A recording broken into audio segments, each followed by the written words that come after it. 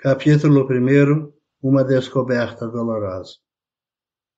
Felipe vê uma pessoa sentada em uma cadeira. Está presa por faixas e com a cabeça coberta. Ela se debate, pedindo socorro. Ele corre para socorrê-la. Quanto mais corre, sente que não irá alcançá-la. Está aflito, quer ajuda. A pessoa está sufocada, debate-se. Ele tenta mais uma vez, esforça-se, corre ainda mais, cansa. Enfim, lembra, deve orar. Ora, pede ajuda e quando se dá conta, está em frente à cadeira. Retira rapidamente o capuz. Espanta-se. Nunca poderia imaginar. É a senhora mediunidade que suplicante lhe envia o pedido telepático. Ajude-me, ajude-me. Ele quer rasgar as amarras que lhe envolvem os braços, a boca e as pernas, mas suas mãos estão dormentes, imóveis. Ela endereça a Felipe um olhar piedoso, mais uma vez lhe transmite o pensamento: socorre-me, deixe-me falar, estou sufocada. Ao olhá-la atentamente, ele lê frases que estão escritas nos trapos que a prendem. Doutrina espírita. Autoridade, seriedade, respeito, estudo. Felipe tenta com todas as forças erguer os braços para soltá-la, mas seus braços estão dormentes. Ele insiste, debate-se, nada, desespera-se, acorda debatendo-se, muito suado. Senta na cama, olha o relógio, 6h15. Respira fundo e faz uma prece. É quarta-feira. Levanta-se. Arruma-se para ir ao colégio. Foi um começo de dia diferente. O que significaria aquele sonho? O dia passa como outro qualquer. À noite, durante o evangelho no lar, torce para que pai Joaquim ou Ivan apareça. Como gostaria de uma explicação sobre aquele sonho? Faz a prece inicial. Abre o Evangelho segundo o Espiritismo ao acaso. Lê em voz alta o capítulo 16, item 1. Ninguém pode servir a dois senhores. Depois lê uma mensagem do livro Jesus no Lar, psicografia de Francisco Cândido Xavier. O Talismã Divino, também aberto ao acaso. Faz a prece final com um pouco de tristeza. Ninguém apareceu. Pai Joaquim está na casa de Felipe desde o momento em que ele acordou. Ele permaneceu lá com a equipe responsável pelo Evangelho no lar, pois no dia do culto do Evangelho, uma equipe espiritual permanece durante todo o dia preparando o ambiente. O culto do Evangelho é uma atividade de grande importância para os bons espíritos. Induzido por Pai Joaquim, Felipe relembra o sonho que tivera e se pergunta: por que não consegui, no início, chegar até a mediunidade? Por que não se pode querer ajudar ninguém em clima de desarmonia? Primeiro, é necessário preparar-se para auxiliar verdadeiramente. Este pensamento lhe vem à mente. Por que a mediunidade estava amordaçada? E por que aquelas palavras escritas de forma errada? Doutrina espírita, seriedade, respeito, estudo. O que tudo isso significa? Porque essas palavras escritas erradas estavam amordaçando a mediunidade? Pergunta-se. Subitamente vem a resposta. A mediunidade está amordaçada não pela doutrina espírita, nem pela autoridade moral, nem pela seriedade verdadeira, nem pelo respeito e muito menos pelo estudo, pois eles auxiliam a mediunidade. Ela está sufocada pela falsa compreensão do espiritismo, pela autoridade que é autoritarismo, pela falsa seriedade que é a agressividade, pelo falso respeito que é, na verdade, medo de vivenciar a mediunidade, pelo falso estudo que é apenas teórico e não se transforma em ação. Felipe fica chocado com aquela explicação tão clara que surge em sua mente. Estaria sendo inspirado? Se pai Joaquim está ali, por que não aparece? Pensa. Felipe ainda não entende que a mediunidade acontece segundo a necessidade e não segundo os nossos desejos. Felipe lembra a parte final do sonho. Por que seus braços ficaram dormentes? Parecia tão fácil desamarrar a mediunidade, mas os braços não se moviam. Por quê? Pai Joaquim projeta na mente de Felipe a resposta, mas ele não capta. Pai Joaquim tenta projetar imagens da vidência de Felipe. E em vão, Felipe está muito agitado com as explicações recebidas e não consegue mais captar as vibrações de pai Joaquim. O guia espiritual o abraça com carinho e diz, sem a pretensão de ser ouvido, descansa, filho. Mais tarde estaremos juntos e continuaremos nosso diálogo. Felipe se deita ao se desdobrar. Encontra com seu guia. Lembra a frustração de não tê-lo visto no Evangelho. Pensa em reclamar. Pai Joaquim olha-o com seriedade, pois vê seus pensamentos e diz, filho, não é o capricho que tem que ser atendido, mas a necessidade real da tua evolução. Lembra-te da mensagem de teu Evangelho no lar? Sim, diz Felipe, desconcertado e fala. Ninguém pode servir a dois senhores. Observa, filho, não pode servir a Deus e aos teus caprichos. Entende? Sim, diz Felipe, baixando a cabeça. Agora pergunte o que desejas, fala pai Joaquim com voz amena. Felipe sorri. Sabe que seu amigo espiritual não está com raiva, apenas se preocupa com o seu crescimento moral, com a sua felicidade. Pai Joaquim, o que significa o sonho que tive? E quando ia narrar o sonho, seu amigo espiritual interrompe sorrindo e diz, conta-me a parte que não entendeste, porque boa parte já te expliquei. Felipe se dá conta da origem de suas intuições e acha graça dele mesmo, que pensou estar sozinho durante o Evangelho. A mediunidade está realmente amordaçada? Começa Felipe. Sim, meu filho, infelizmente. As maiores belezas do mundo só existem por causa dela e aqueles que deveriam honrá-la estão amordaçando-a. Quem, pai Joaquim? Quem faria isso? Indaga Felipe sem entender. Aqueles que mais a conhecem. Por isso, a prisão é tão tirânica. Eles sabem como expandi-la e sabem como amordaçá-la, responde pai Joaquim com tristeza. Felipe sente a tristeza do amigo que tanto ama e pergunta, mas por que eu não tive condições de libertá-la? Parecia tão fácil. Sim, na verdade é muito fácil. Por que você não a libertou? Devolve a pergunta a Felipe. Não sei, meus braços não se moviam. O que os tornou imóveis, apáticos? Insiste pai Joaquim. O medo, diz Felipe impressionado com a própria resposta. É isso, meu filho. Nós, os espíritos desencarnados, não podemos sozinhos libertar a mediunidade. Vocês, encarnados, quando entendem que ela está aprisionada, têm medo de agir. Recuam ante a tarefa de libertá-la. Seria tão fácil se vocês, de fato, quisessem, fala pai Joaquim com voz triste. Felipe, que nunca tinha visto o amigo daquele jeito, pergunta preocupado, mas isso é tão grave assim? É muito mais do que você pode imaginar. Sem mediunidade, não haverá convicção da imortalidade, nem compreensão profunda da vida verdadeira, nem fé raciocinada, nem abnegação. O movimento espírita, que deve ser fonte poderosa de espiritualização, materializa-se, discute-se e muito regras formais e cargos de destaque. Adoram-se palestrantes e médiuns que gostam de se exibir. Poucos pesquisam com seriedade e vivem com abnegação.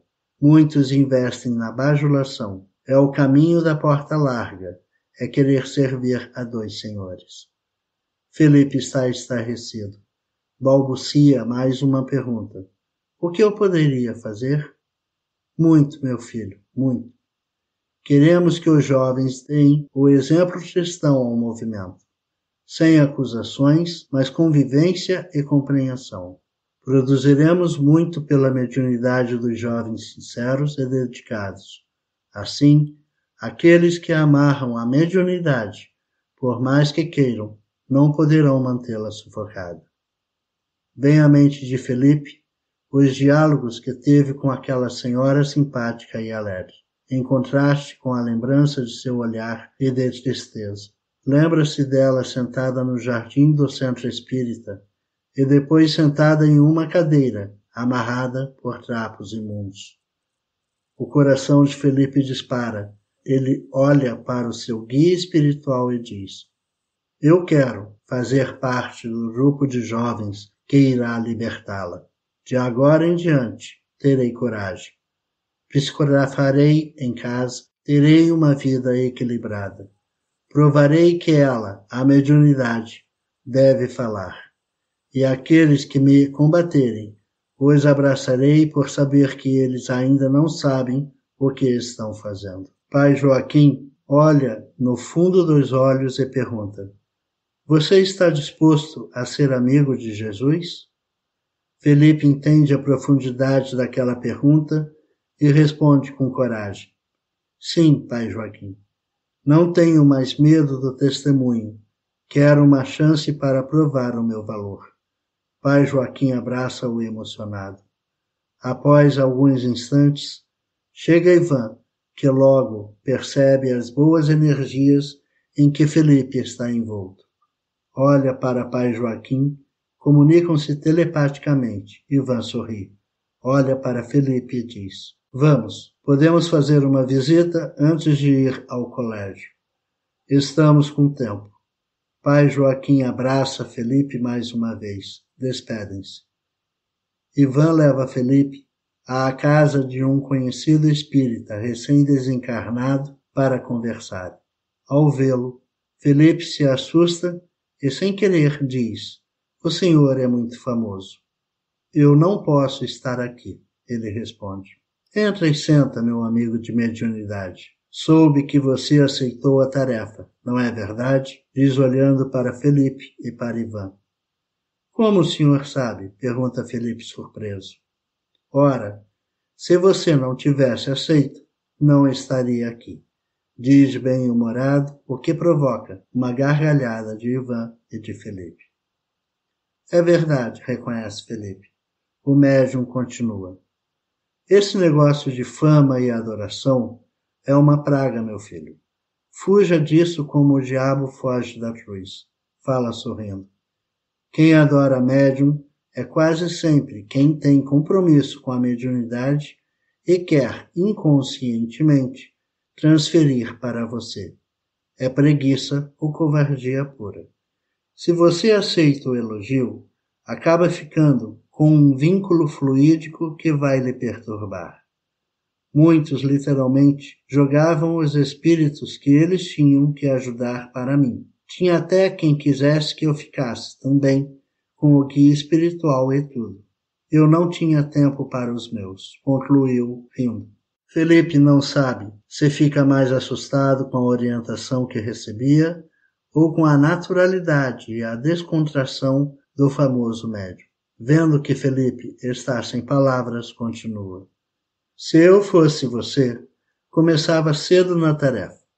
Senão depois, um Deus nos acuda. O tempo da encarnação vai acabando e quase sempre não dá tempo. Depois é só lamento. O que muitos dos nossos amigos mais lamentam é o tempo perdido. Você ainda não perdeu muito, não é? Felipe se dá conta que já deveria ter iniciado sua tarefa mediúnica, mas que vinha adiando, sempre com boas e belas desculpas. Mas como usar suas desculpas para aquele médium que começou a trabalhar ainda criança e não tinha tempo nem de dormir? Resolve fazer uma pergunta. E como o senhor lidou com o medo? O médium o olha com carinho e diz: O Senhor está no céu, não é? E aqui é só a minha casa. Sou seu amigo, Chico, tá bom? E sorrindo continua. Meu filho, encarnado, dei-me conta que o mundo nunca me daria a verdadeira felicidade. Órfão, sofri o abandono emocional e o abuso de ser, sem motivo, constantemente surrado. O que me consolou? A presença de minha amada mãe desencarnada. Assim, entendi que o consolo espiritual para se lidar com as dores da vida na Terra não era necessário apenas para mim. Sem a luz do Cristo, os homens vivem como animais. Ao invés de trabalharem, lutam para ter mais coisas. Ao invés de orar a Deus, disputam qual a melhor religião. Ao invés de ser irmãos, perseguem-se uns aos outros. Apenas a luz do Cristo e de nossos anjos guardiões podem nos animar e nos apontar o caminho da verdadeira paz. Não saberia dizer o que seria de mim sem a mediunidade. O que posso lhe dizer é que a maioria da juventude atual tem grande necessidade de Jesus e, sem sentir seu amor por meio de seus intermediários, os anjos guardiões e os espíritos amigos, ficarão tão distantes do Mestre que o Cristo parecerá ser apenas uma lenda. Meu filho, precisamos com urgência da luz do Cristo para não perecermos em nome de uma cultura que promete trazer felicidade, mas, na verdade, nos conduz ao abismo de sofrimentos muito longos. A juventude do mundo deve ser verdadeiramente cristã ou será a mais infeliz de todos os tempos? Explica carinhosamente o amigo. Seu semblante está envolto em suave luz que transmite uma coragem firme e pacífica. Felipe chora discretamente, respira fundo e diz: eu prometo superar os meus medos. O senhor pode me ajudar? Chico sorri. Eu acho que isso eu sei fazer. Ambos sorriem. Filho, eu desejo educar os jovens médiuns. O Ivan coordena as atividades. Eu vou ajudar diretamente você na psicografia e na psicofonia. Mas teremos muitos fenômenos. É preciso que vocês, os jovens do século XXI, tenham a coragem dos cristãos do século I. São 2000 anos de aprendizado. Chega a hora de testificar a sociedade. A luta vai ser intensa, mas a vitória é certa. A promessa de Jesus será cumprida. A juventude, com a mediunidade, guiada pelos bons espíritos, será capaz de mudar a sociedade. Não vai ser como foi comigo, pois éramos poucos na tarefa. Agora serão centenas e centenas. Você será um dos que ajudará muito. Seus amigos de tarefa já reencarnaram também e em 5 anos teremos psicografias muito interessantes no mundo físico. Explica o médium amigo. Ivan olha para Felipe. Ele entende, é hora de partir. Emocionado, se despede. Partem. No caminho do colégio Allan Kardec, Ivan comenta. Não esqueça, amigo, o serviço tem 2 lados. Como assim? Tivemos um momento maravilhoso e muitas informações valiosas lhe foram reveladas, mas também será necessário lidarmos com os amigos difíceis que tentarão nos confundir. Felipe lembra o sonho e a conversa com pai Joaquim e diz: vou botar para lascar. Ivan olha-o sem entender o que ele acrescenta. Lascar as cordas que prendem a mediunidade, Ivan. Ambos riem. Ivan está feliz. Felipe começa a entender a parte que lhe cabe no trabalho. Chegam ao colégio. Param em frente ao portão. Hoje começa uma nova etapa, afirma Ivan. Antes, você não sabia do que se tratava. Agora, você tem consciência da responsabilidade que lhe cabe. A Terra se renova. Precisamos daqueles que entendem a necessidade de se sacrificarem pelo próximo, pelo bem-estar de todos, pelo amor, sem exibicionismo, sem fama. Eurípides é um espírito vinculado diretamente ao Cristo. Kardec é um dos mais evoluídos apóstolos do Mestre. São eles que nos amparam a tarefa. Nada de leviandade no mundo, nada de aventuras doentes. A partir desse curso, você irá enfrentar situações difíceis e deverá ter disciplina verdadeira para alcançar a verdadeira alegria e a felicidade indestrutível. Após uma pausa, Ivan conclui. Amigo de trabalho, prepara-te. Não apenas escreverei por ti, mas também desenvolverás a mediunidade de cura. Tua principal tarefa é o amparo aos sofredores e o enfrentamento dos que se fazem inimigos do Cristo. Despedem-se. Felipe entra e segue corajosamente o caminho que leva à entrada do castelo. Na recepção, para sua felicidade, encontra Eurípides Barçanufo, conversando animadamente com alunos mais novos do que ele. Ao ver Felipe, Eurípides o chama e apresenta seus colegas. O clima é de alegria e descontração. Um dos jovens pergunta a Felipe como está seu exercício psicográfico e se ele já encontrou um amigo experiente que o acompanhasse suas psicografias. Não, na verdade, ainda não psicográfico, responde. Mas, pelo padrão de suas energias, é evidente que você tem uma tarefa psicográfica. Ninguém lhe avisou? Indaga o novo amigo de Felipe, que tem 10 anos. A verdade é que apenas hoje decidi começar a psicografar, responde. Então corre, que a água parada acumula doença e leite velho apodrece. Fala com firmeza e bom humor. Quem seria aquele menino? Pensa Felipe. Gabriel Delane, responde e acrescenta. Já aprendi a ler pensamentos. Fala e todos riem, inclusive o professor. Prazer, sou Felipe, responde alegre. O clima é de interação e harmonia. Eurípides se despede e carinhosamente avisa. Hora de escolher o próximo curso.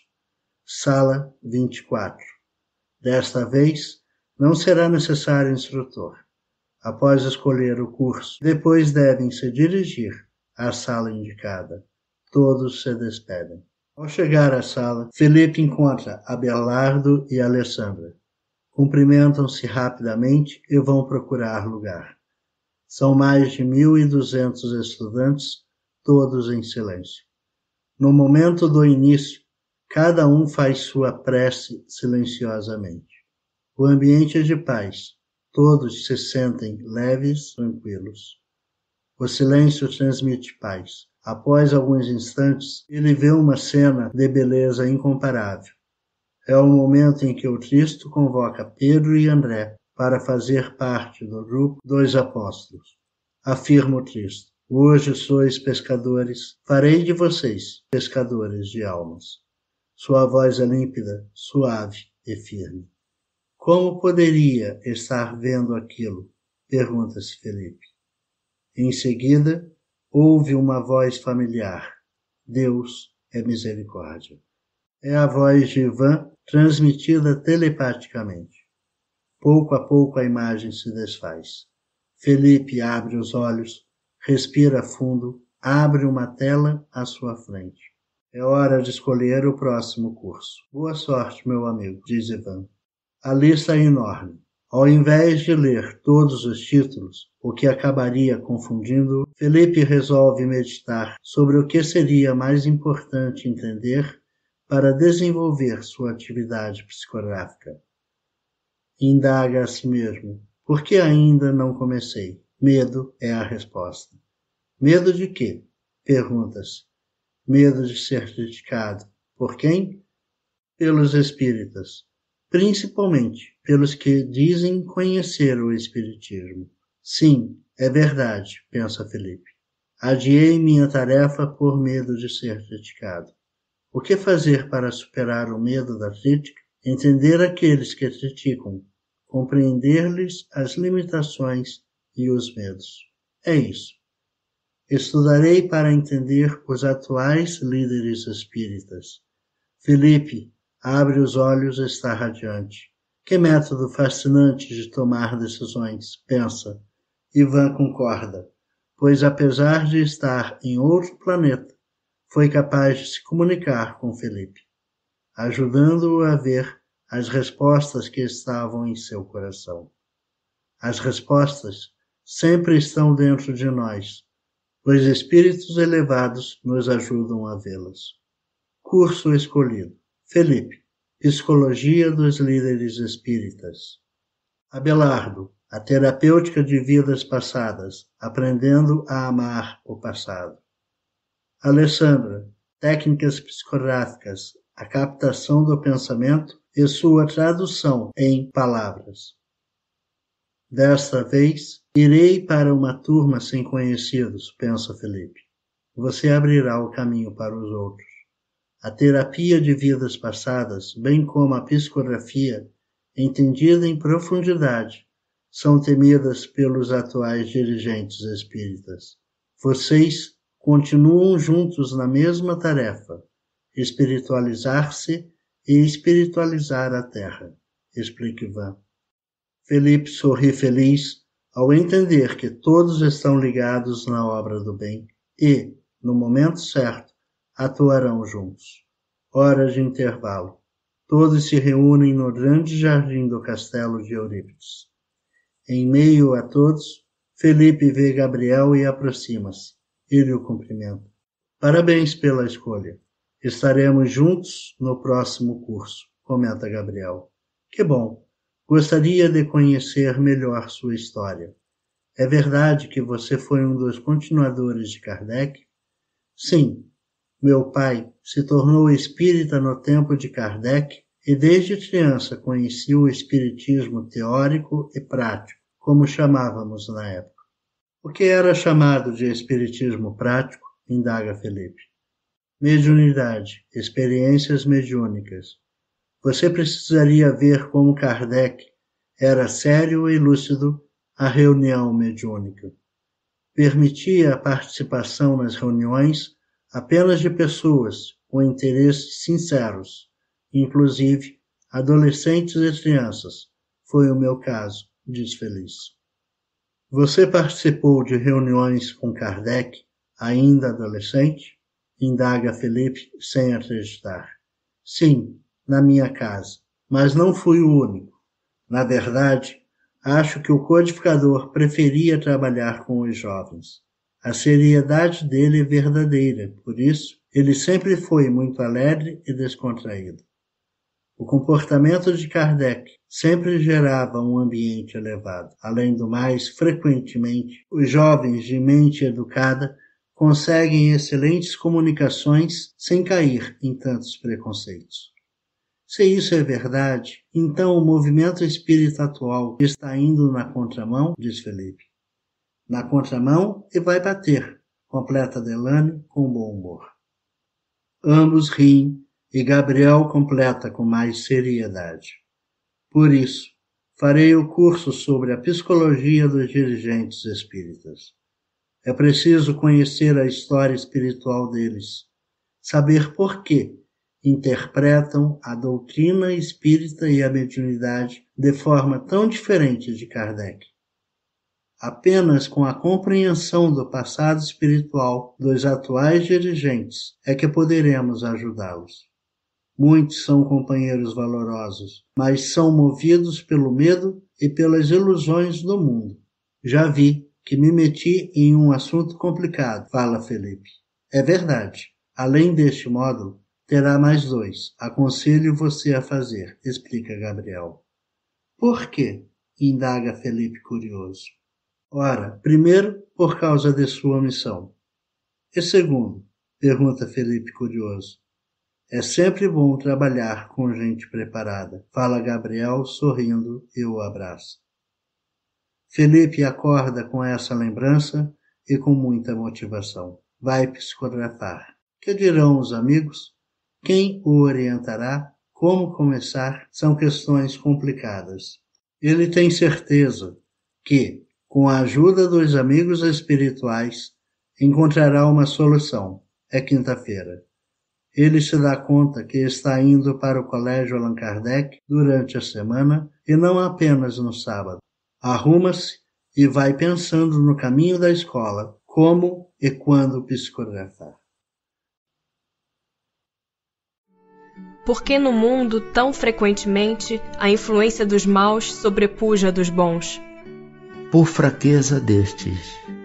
Os maus são intrigantes e audaciosos. Os bons são tímidos. Quando estes o quiserem, preponderarão.